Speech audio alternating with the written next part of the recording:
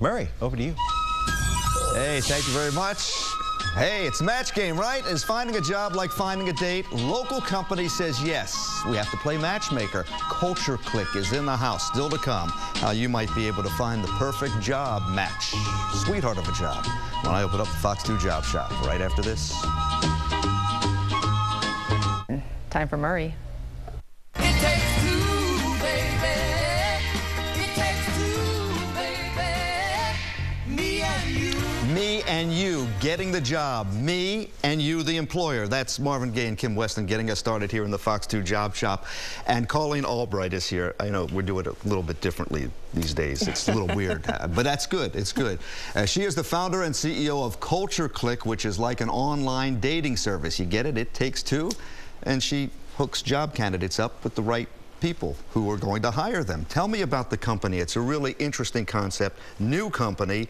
Only several weeks, but already 30 employers are signing up to participate in this. Right. We have 30 employees who are actively recruiting on the system. So CulturecliQ, as you said, we like to think of it as an online dating tool for the job search process.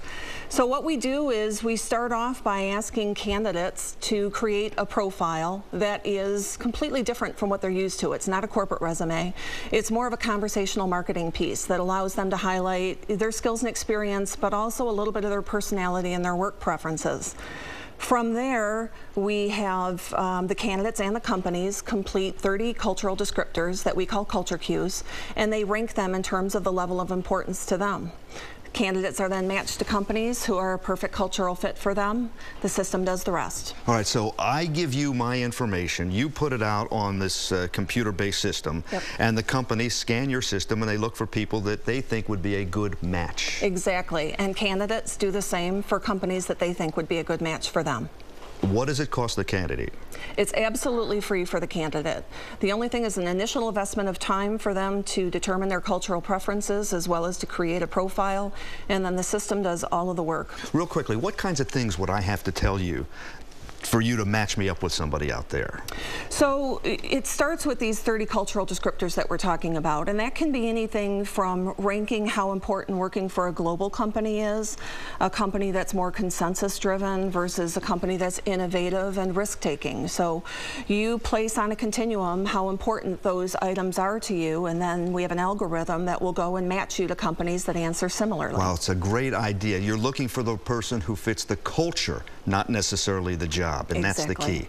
All right, when we talk about getting into the interview section, I always ask for tips when people come into the job shop. These are some questions that you can ask the job interviewer when you sit down there. Totally appropriate. What's the typical day like? That's okay. A career path for opportunities. What you're telling them there, Colleen, is what? That you want to grow with this company. Exactly. It's very important as more and more of the millennials enter the workforce. What's really important to them is to know that the company is going to invest in them. How often are promotions?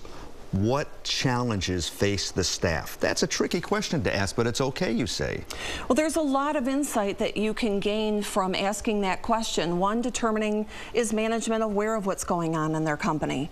Are they aware? Do they have a sense of what the companies and the candidates need from an employee perspective? So there's a lot that you can gain. It's less about the questions and more about the responses and listening for the right words that are more meaningful to you. Wow, very fascinating. Very quickly, I want to run down some of the questions that you say, because you've been in human resources for many years.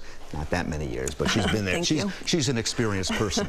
But seriously, these are the questions that we may have lobbed at us. Why did you leave your last job? Best and worst traits that you look for in a supervisor. That's a tough one to handle. Exactly. Millennials right now are really looking for managers that are more coaches and mentors and less supervisors. So asking that question really gives you a good sense for who you would be working for and how they approach managing you. And what is your work style like? That's something that, that's how we began talking about this. That's how you find out if you're the right culture for the company. Work preferences as well as for the company as well as the candidate can be very telling. And for people who are interested in finding out more about CulturecliQ, They can hit? You can go on www.culturecliq.com, and that's click CLIQ.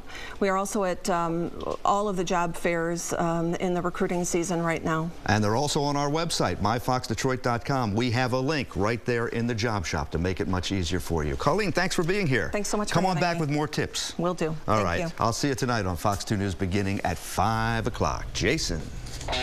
Thanks, Murray.